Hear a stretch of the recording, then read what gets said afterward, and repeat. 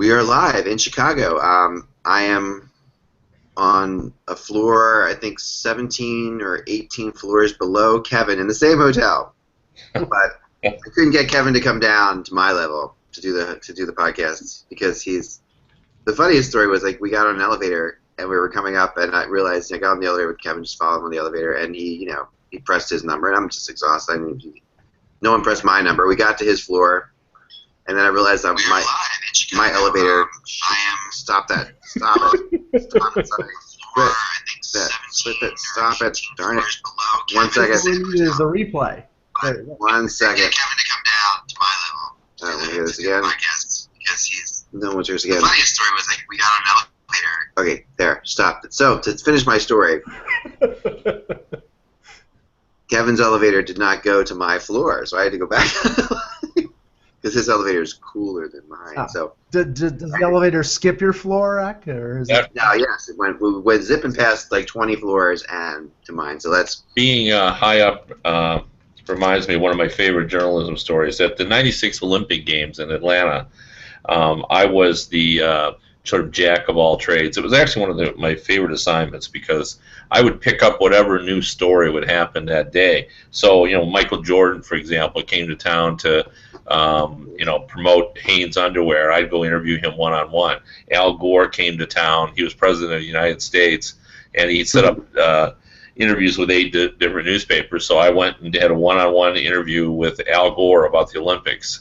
And one of my other assignment was I was the backup writer for the Dream Team when they played in that big giant arena they had there. And one of the stories I did my first day there was where when you were up in that giant stadium, you were so far away from the floor. So we thought it would be a fun story to go up there and talk to the people who were sitting, like 3 time zones away from what was going on in the court. And as I was climbing up, I got my all-time favorite quote as a reporter.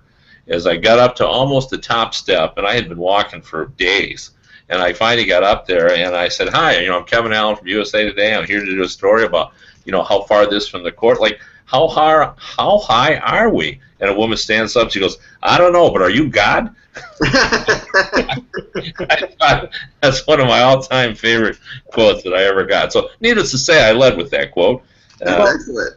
Well, if you two are in the heavens, I'm in purgatory, because I'm in Buffalo. You're in Buffalo. That's okay. Yeah, but I just talked to Jack Eichel today, and you're in the home of Jack Eichel, who is fast becoming one of my favorite soon-to-be NHL players. Yeah. Tell us about the interview. How'd it go?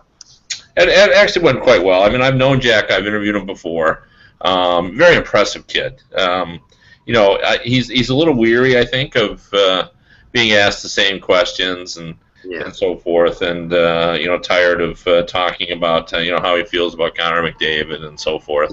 But what I see is a real polished 18-year-old who is far more mature than most 18-year-olds and far more ready to step in. Like he talked to me, and I thought he was very honest about going to Montreal and dealing with the World Junior pressure and how it was so much different than being at the World Championships, and what he needs to do to improve his game and his speed. And he actually talked about Noah Hannafin. He said he reminds him a lot of Duncan Keith. So if the Arizona Coyotes are listening, maybe you should take him at number 3, because Duncan Keith is.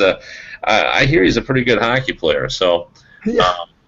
Just a bit. Yeah. So anyway, it was a good interview, and you'll see, all of it just in a week in USA Today, the week before the draft, and I plan on calling his college coach and his father and getting into. We're also doing a big piece on Connor McDavid as well. We had John Saraceno, a freelance writer who used to work for us years ago. Talk to him as well. But there's been a buzz ever since. Obviously, Eichel did pretty well in the combine, and I don't think that shocked anybody. But they like it when not only does the player show the best in terms of his performance level, but also test the best. Well, it was actually interesting about the combine is the fact that the Sabres did not interview McDavid, at least according to the reports that were coming out on Friday and Saturday, because they know that Edmonton's taking him at 1, so why even bother? Whereas teams like Arizona, and I know Toronto interviewed Eichel, interviewed McDavid, they were more interviewing them to get an idea of other players who might get drafted a little lower, and they could ask them questions about them. So, some people think that the draft combine is a little ponderous, but I think it's here to stay, and I think it's information the teams really are getting that they haven't gotten before, and they're going to want that information going forward. I think people who think that the combine is ponderous have too much time on their hands. Like, why would you even consider that? I mean, this is for teams. It's not for people to follow on Twitter. I mean, that's not the aim, is to, get information to put out there for fans. It's put out there for the teams to all be, they used to, have to fly kids in to interview them. Now it's all in one spot. It's just a good event for teams. I think for sure. I don't even know that anybody was even thinking that there would be, that this would be a fad. I think they should do this before every free agent signing period and bring out the older guys and put them through their paces. I would think that Donald Fear and you would have a long. No, I'm going to rephrase that. A short debate. It would be a short debate over that. So. I know, but why not? I mean, we only throw these guys. I mean, we give these guys millions of dollars before July 1st. Let's put them into their test them out a little bit. Make these guys, at least have like a Battle of Network Stars type esque, obstacle course or something. I somehow think some of the agents like Alan Walsh would have a problem with that. Maybe. I would think that pretty much the entire NHL Players Association membership would have a problem with that. Cashing those big checks, do they now? They don't have a problem. Well, no, they don't. But I mean, I think we kind of know what these guys can do. Their body of work sort of speaks for themselves. I mean, the combine, you can argue that they haven't gotten there yet. So we're still trying to evaluate where I mean, that's sort of like re-interviewing for your job. True.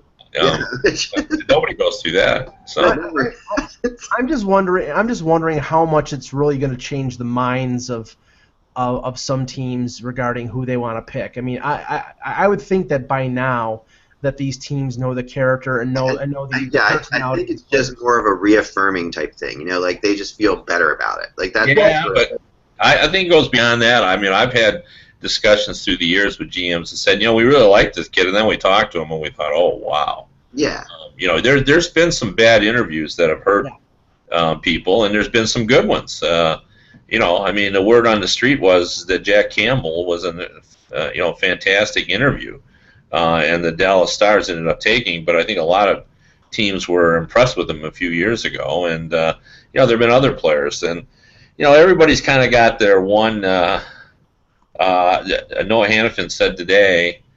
He said that we asked him what the craziest question he got, and he goes, well, some team asked me how my mom would describe me. And one of the TV guys said, did you say my mom would describe me as a #1 pick? Or what did you say? So, but anyway, he said he thought that was kind of weird. But, Phil Esposito always would ask the question of, okay, your team is up with 5-3 with 4 minutes to go. You've scored 2 goals and you have 2 or 3 shifts left. What's your objective? And always the kids would say, well, I'm going to play a real defensive game and everything. And what he was looking for is the guy to say, I'm going to get my 3rd goal. Because that's what he was looking for, because that's what a scorer would think like. And he was looking to get scores. And, he said, very few guys have ever answered it correctly in his mind. One of them was Niedermeyer. So. Wow. Interesting. I like that. That's a good one. Phil is a funny guy. That's a good one. I like that. Yeah, the other thing about Phil is I just ran into him in the elevator in Tampa, and I've known him for years. I mean, obviously when he was the GM of Tampa when it first started out. And by the way, the Lightning give away $50,000 to the charity of the choice for a member of the community at every game. And in the last Stanley Cup final game, they gave that the community member of the game was Phil Esposito. And he gave the money to the Wounded Warriors Association. Wow. But they gave it to him for the work that he did in bringing hockey to Tampa. And I thought, wow, that was a real classy move. So, but anyway, I ran into him in the elevator after that. And it really, and it's true. I mean, Phil did some things to get hockey to Tampa that just. Well, and it was a major upset. Yeah. Like nobody thought he was going to get that franchise. Right. Nobody. I mean, I was there for that. Like it was a, I mean, he hit it out of the park.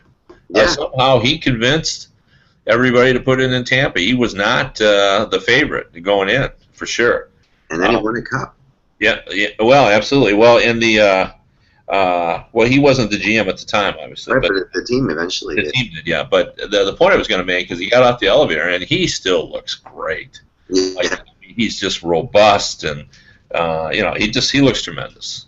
He looks like he's ready to play. Yeah, no, he does. The life in Tampa agrees with him. That's awesome. Very cool. Well, it is June 8th, 2016. Let me just do the intro properly here. I got to figure out a better way. Someone said I should just like flow the intro in at some point, and so that's what I was trying to do. So now that I've described it, it doesn't really make any sense, and I really screwed up pretty well. So let's try it from here. All right, so we're going to say this. It's Monday, June 8th, 2016. I'm Michael Lagello. And I'm Kevin Allen of USA Today Sports, and I'm on the 37th floor. I'm actually from Hockey Buzz, and I'm on the 19th floor. And you're watching the HockeyBuzzCast on HockeyBuzz.com. Today, Kevin and I are in Chicago, the beautiful Windy City, which is over there. And someone can tell me what building that is, I'm sure. But yeah, it's a beautiful day in Chicago. It's absolutely stunning outside. Just perfect to for a hockey game. And it's funny because I haven't covered any live games since the end of the regular season. And I was talking to Kevin about that because it's been so crazy with my daughter and everything, and great time this weekend. Thanks for everybody who asked about that. So it's been as long as a normal off season would be for me to be at a live hockey game again. So today at practice, it was just awesome to see. So let's jump right into practice though.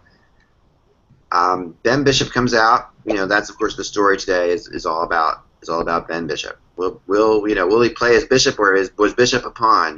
Today in the game, was Bishop a pawn skating on the ice? Because I do believe Bishop was a pawn today. In my opinion, he's not playing tonight. But that's he didn't look great to me. But Kevin, you had a different opinion.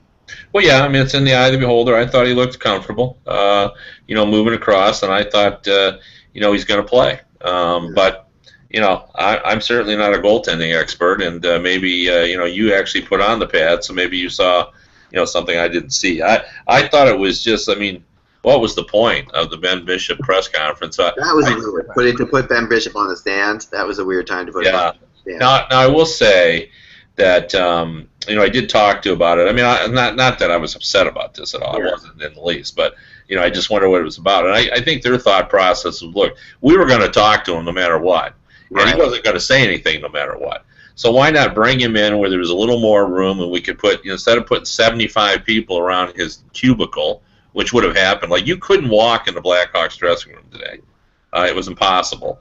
And rather than do that, they thought they would bring him out and put him on a podium to say nothing. And I guess when you think about it, that made some sense. We weren't all crowded in, and there was no pushing and shoving, and people lining. They could set up their cameras, and plus television, they need footage for and they can poke fun about it. On the 6 o'clock news, they can say, well, we still don't know who the goalie is for the Tampa Bay Lightning, and so. Well, John Cooper was funny. And of course John Cooper was a lawyer, so John Cooper is one of the few coaches that you watch in front of the media and you realize that he's definitely a couple steps ahead of he's a smart guy, and just how many times, his famous quote today was, how many times are we going to ask this in how many different ways, Right.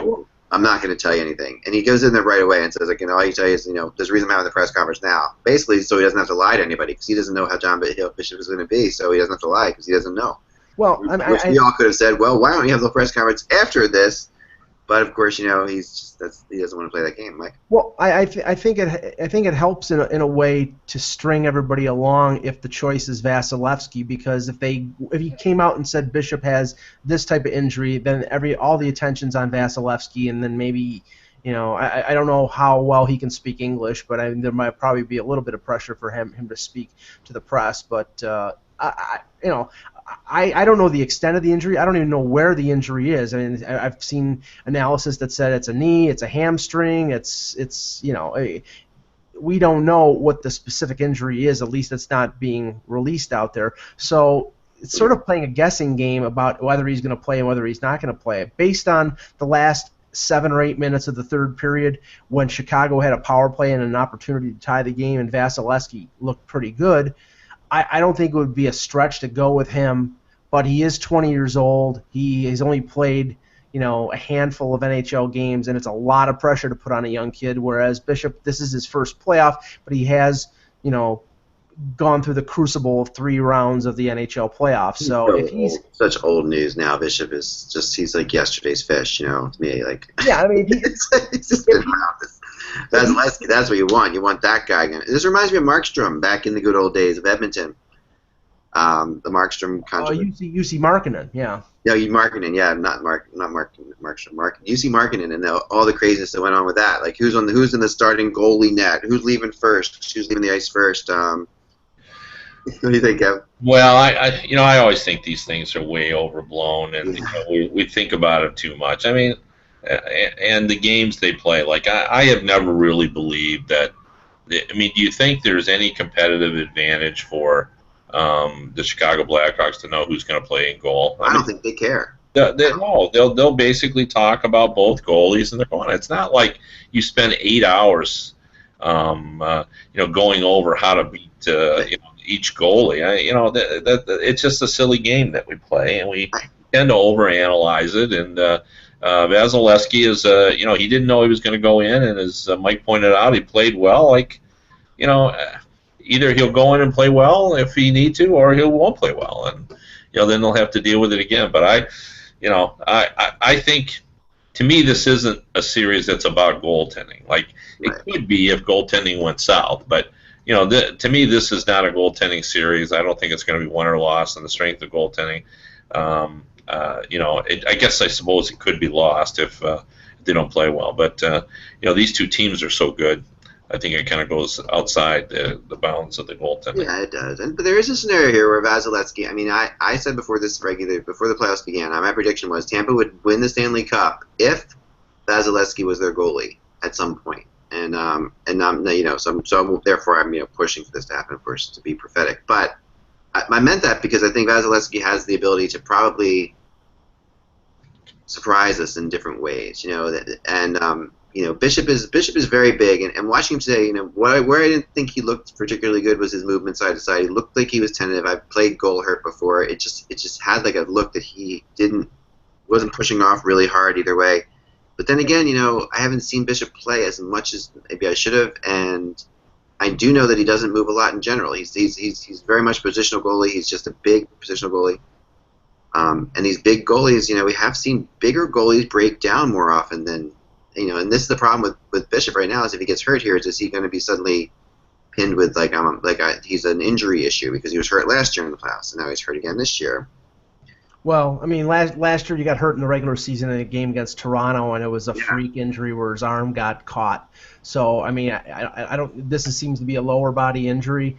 And Vasilevsky is a very athletic goaltender. I mean, you could see when he was doing essentially like a gymnastic split a couple times going across from post to post. He's an exciting goalie. I mean, it's just the inexperience. I mean, and there's been many instances where young goaltenders have played in the playoffs and played above their level. So I mean, it's not it's a question of just the experience, and if you can handle it, then there probably wouldn't be a little bit of a drop, or any more than a little bit of a drop off. But the thing that was concerning, and I saw the reports, and you guys were there.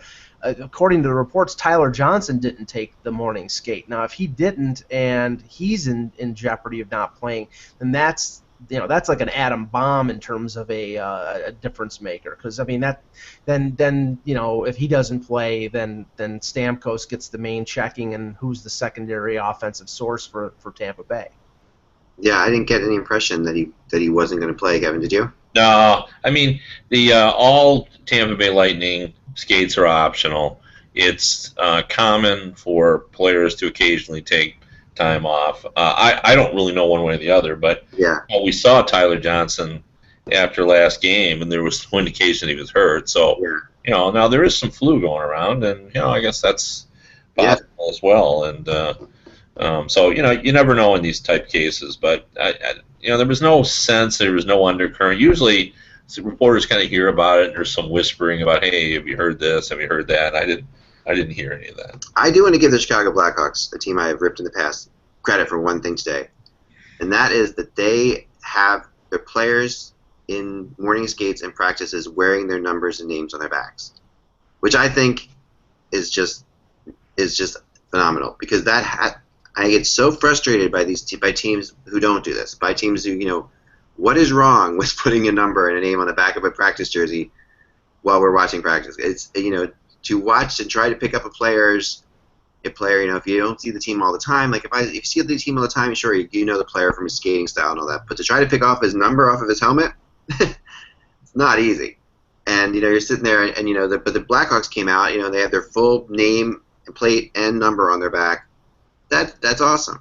That to me, it should be mandated. I've pushed the NHL before. I've written letters. I've talked to Gary Penn about it even. I think that this should be mandated all the time, that at every practice throughout the year. I mean, why wouldn't it be? What's the point of it? Well, and there's no energy expended in order to do it, so I don't think you can do it either. So right, and it's just I've told you, I've been at practices with open practices, with Flyers have had open practices, and parents have walked up afterwards and asked me, like, one mom came up with her kid one time and said, "Oh, at practice, she thought I was working with the team because I had this lanyard, and she said, I said, you like to practice? She said, yeah, but was Claude Giroux out there? I'm like, yeah, he was out there, but she didn't even know. I mean, she couldn't even tell. I mean, what's the point of that? Like that, there's just no point. For a league that really pushes its players as much as it does to want to be stars. I know this is just the media today, but still, it's a lot of media from out of town, and I don't know. It doesn't make any sense. So Chicago, hats off for that, at least. But I don't know. My sense of this whole thing is we are just going to find out how many games Chicago is going to win this in. Like, I feel as if even if Tampa was to win both these games in Chicago, I feel like Tampa will not be able to eliminate the Chicago Blackhawks. But I think that they could win both these games. And suddenly we could be looking at a 7-game series, but I just still can't see Tampa eliminating the Chicago Blackhawks. Yeah, well, I agree with you, but, the one thing about the Lightning is, and, resilient is an overused word, but boy, their Game 2 record and their ability to kind of persevere has been pretty impressive. Like, this series is more even than Chicago fans want it to be. These are, this really is like looking in the mirror for the Blackhawks, because these, whatever they can do, the Lightning can do as well. I think the Duncan Keith Seabrook connection is, before I didn't think this before, but Strawman and Hedman are right there too. Duncan Keith has been pretty incredible in this postseason, but Hedman's been pretty incredible, and Seabrook and Strawman are both playing at the highest level of their games as well. And then Hjalmarsson, probably that's where their advantage of. They don't, the Lightning, they have good defensemen, but they don't have anyone to match up with or that equals the impact of Hjalmarsson. Yeah, and the Lightning's third pairing of, I think it's Matt Carl and Andre Schuster, to me, I think, in spite of the fact that Chicago has played 4 defensemen and their third pairing is pretty weak, the third pairing of Tampa Bay has made a lot of giveaway. Schuster is a big kid, but he's throughout the playoffs has been more of a liability, and I actually think that Cooper should play that Nesterov kid who's really quick and can jump into the offensive attack, and I think he's less of a liability than Schuster is, but I think they like Schuster's size and his ability to clear the front of the net, especially during penalty-killing situations. So that's why they'll keep him in there. But Tampa's not a very big team. They need physical players, especially against Chicago. This is a tough one for them. I think we're in for a great game. I don't think this is a team that's going to be intimidated by being in Chicago. A lot of people said, "Oh, this is going to be intimidation for them." I mean, they were in Detroit, they were in Montreal, and they won Game 7 in New York. I don't see any reason this team should be worried about playing in Chicago. It just doesn't. Again, I think the key is Stamkos. I mean, the triplets were the main, were at the center of the offense in Game 2. Stamkos really hasn't jumped off in the first 2 games in Tampa. They really need him to be the dominant player that he is. Now, I know it's tough if he's matched up against a guy like Taves, but maybe they have to double shift him, maybe they have to move him to the wing again, or just try something else. But they need Stamkos to break loose. Here's something interesting. I was talking to a player in the Hawks who, so remain nameless, about this, and he said that one of the things that's really interesting about the Chicago Blackhawks is they watch less video than any team he's ever been around. This a player who's played on several teams, and said that they only watch power plays and penalty kills. They've never watched anything else. It's the other teams he's been on watch videos all the time, and he said the Blackhawks, they just play their game. They don't really care about the other team's game. They will watch penalty kills. They will watch power plays, but that's it. Well, if they could just practice a little less, it would be Brett Hull's ideal team ever. right. I mean, it's just because I think Brett once said, if you didn't have to practice and watch game film, this would be a great job. Yeah, there you go. I mean, and it does go to show though the cockiness that exists within this team. There's a cockiness from the top on down with the Blackhawks in my mind. It's all the way throughout the organization, the same kind of cockiness that exists. I remember one time hearing a story about another team had the Blackhawks said they were in town to play a team. I won't say what team it was. They were in town to play a team, and the next night, so the Blackhawks were in town a night early where that team was playing. So they reserved a bunch of seats in the press box to come, and they were going to just watch the game because some of the scouts and none of them showed up. They all just went to a party, and it was just the other team was like, "Well, where are you guys?" They said, "Oh, we decided at the last minute we didn't have to come." So it's just. There's a cockiness in this organization and it works for them. I don't know what else to say. I'm not criticizing them because they're winning. And as long as you're winning, Host doesn't have to score, Sharp doesn't have to score. As long as you're winning, you're okay. Well, yeah, nobody's scored on this team. How the heck are they winning? So it's crazy, isn't it? It really is. Yeah, Kane didn't have a shot on goal last game. I know, and yet, and Crawford wasn't all that great, and yet they still almost pulled out the last game. And I just think that I just have a feeling it'll be Vasilevsky tonight. We'll see. Jonathan Drouin, I didn't get a real feel for that either. Of course, Cooper's not telling anything, but the one thing I thought was interesting about Cooper's talk about Jonathan Drouin was he said, he's good enough now he's proven that he can play in the Stanley Cup playoffs, and yet. Drouin, after he made that pretty bad giveaway in the first period, played like 2 minutes in the last game. Yeah, he was on the ice for one of the Chicago goals, and going into a game 3 where Quenneville has the last change, I wouldn't be surprised if they go back to 11-7 and Drouin as the guy who sits out. Yeah. Yep, that would be my analysis as well. I mean, Drouin is a very skilled player, but if you were watching him last game, you see what the issue is.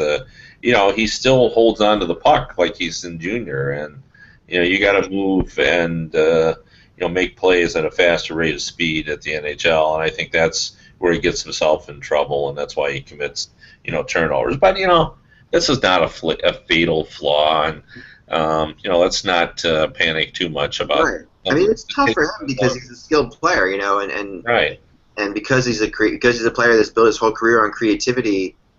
And he's being asked to play a simpler game. That's got to be a big thing. That's got to be a tricky thing for him. You can tell. I mean, that it's just, because if you're trying to be creative and you think your gig is to be creative, and that's why you're getting paid, and that's why people like you. Being creative also comes with risk, And I think that the problem is that they don't want to play risk. They don't want to play with any risk, and yet he is a creative player. So it seems like to me that's where the rub comes. And I do agree he's holding on to the puck too much, but I think he's trying to do something because he feels like he's always done something interesting, and he's not just willing to play. Like I remember when Simon Gagne came into Philly, he was a very skilled player too, but Mike Keenan had him, playing defensive roles all the time to the point where Gagne became a defensive specialist for Team Canada. He didn't start off that way, but he actually did buy in and just played that way. Plus the other thing is, a development of a player often is dictated by where the team is at in its competitiveness. Yeah. Like, Drouin we're talking about. It happens to be playing for a team that's competing for the Stanley Cup. Right. If he goes to the Florida Panthers, he might have had a 25-goal season this year. Right, exactly. And they would have just been thankful for his skill level, and there might have been not a single mention of defense or turnovers the entire season. Exactly, and yet here he has really been micromanaged in Tampa. I feel like Mike? Well, I mean, he's got the skill set and the future ability of being a top six forward, and as you said, Aka, he's in a bottom six, maybe third line, fourth line role, and in that situation, you have to be a two-way guy, even to the point of screw the offense, just make sure you take care of things in your own zone. And his mentality, I mean, he scored so many points last year in his final year in junior. He's an offensive player, and it's tough for a 20-year-old kid to break out of that mentality when it's been what has got him to this point, what got him to be the third pick overall. It's tough to switch that off and become a defensive player right away. Oh, for sure. For sure. Absolutely agreed. We're going to cut the show a little bit short today. I want to get into some of the rumors. There have been some Rick Nash rumors flying around. And I'm really surprised about, I mean, Larry Brooks has written about it. I wrote about it today a little bit different. And now Detroit's name comes up as well, Minnesota. I'm a little surprised that, I don't know, I'm just not a Rick Nash fan. I guess I just can't get past the fact that I just don't really like this player. I mean, obviously he scores, he's a 40-goal scorer, right? So, but at the end of the day, I just don't trust him in a big situation. So it's. But, what value does Rick Nash have, Kev?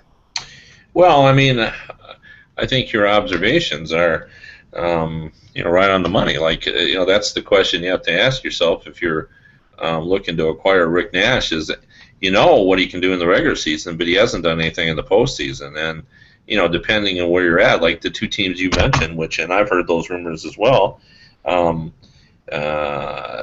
those are teams that consider themselves contenders. So right. Consider yourself, then you're also thinking about what he could do into the postseason. Yeah.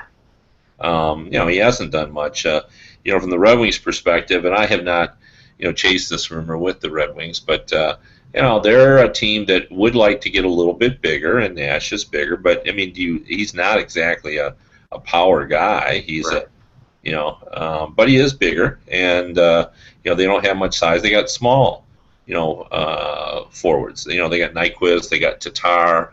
Datsuk is, not a weakling, but he's not very big. Mm-hmm. So I'm sure that's what they would be thinking if they went after him. But I think the price would be high if they're going to trade him. It's going to be, what I hear is it'll be 3 players. Wow. One of them will have to be, a player of some magnitude up front. So in other words, if you're going to go and you're probably going to ask for Nyquist or Tatar, and probably a couple of young players. That would be my guess if that's what they're going to do. But again, I don't think neither you nor I have checked this out with the Red Wings to see. But that rumor has been floating around, and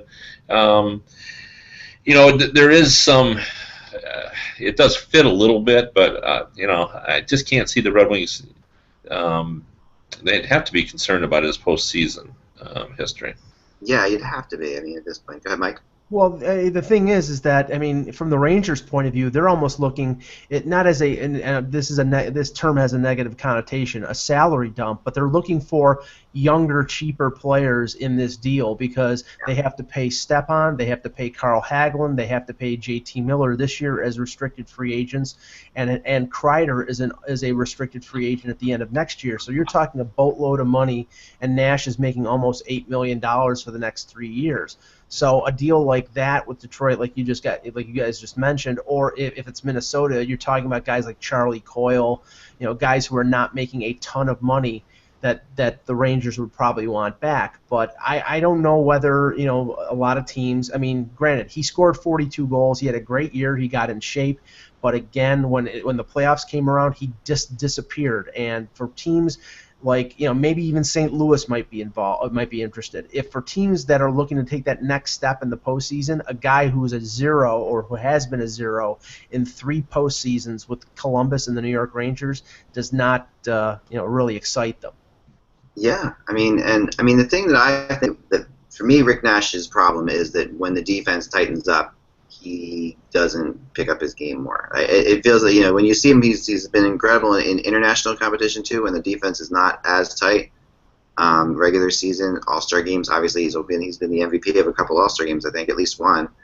So I think that but then the second we get in the playoffs, everybody starts playing tough defense. He doesn't seem to want to battle through that defense and make anything happen. So he is more of a perimeter player for his size, which might be really frustrating. I mean, the traits the kind of city that might get really frustrated with a player his size that's not physical. Like if you're going to be that size, at least in Philly, like in Boston, this was Joe Thornton in Boston, right? If you're going to be that size, you better bring it. You better bring physicality with you.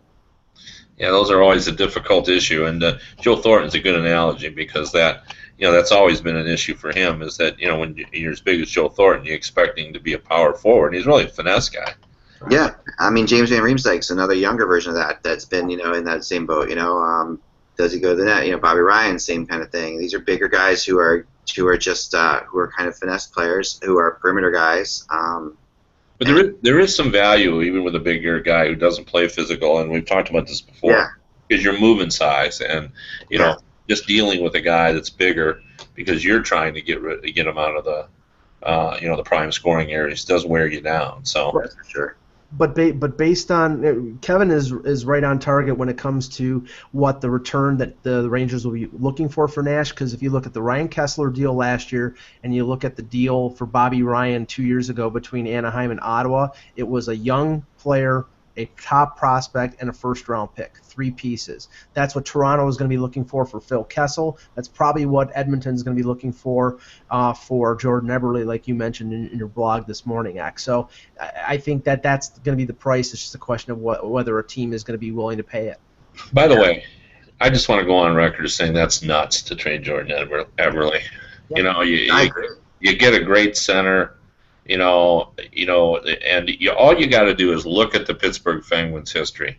Yep. Yeah. You need to preserve guys who can score, and he can do that. I just wouldn't even consider that, and it especially doesn't make any sense now. Let's wait and see what you have. Right. I totally agree with that. I do. I think that would be nuts. And when I talk to somebody, surprised that Peter. Yeah. Oh yeah, and I talked to somebody who was in the Nashville side of this, and they did say that they liked it a lot because everybody says Eberle's a clutch player who's never been in a clutch situation in an NHL team. But you've seen him in other situations. He was incredibly clutch, obviously, for the World Junior team. He was like a Chris Drury-esque type player for them.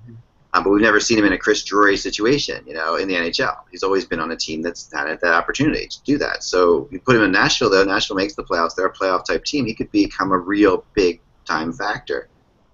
I also heard Patrick Sharp's name mentioned with Nashville as well. So, that's a trading within a division type situation, of course. But that's the kind of I could see the Predators going after Patrick Sharp. What do you think, Kev? Sure. Yeah. No. I think Patrick Sharp has value. If I've said all along, I thought the Arizona Coyotes should go after Sharp. Yeah. That's the type of guy they need. Plus he can help market the team. He's a good talker, and he's a great guy and a great person for that. So we're gonna end early today, guys, because we have to, and we're gonna get on the bus soon and head for the nice 6-hour drive across the city of Chicago on a sweaty media bus with a lot of other sweaty media men. And but check out the game tonight. That's not. I'm not touching that one. That doesn't sound right. Anyway. Check out the game tonight. It's at 8 o'clock Eastern Time, 7 o'clock over here if you're in this area. And we'll talk to you again tomorrow. Remember, without the buzz, it is just hockey. Talk to you soon.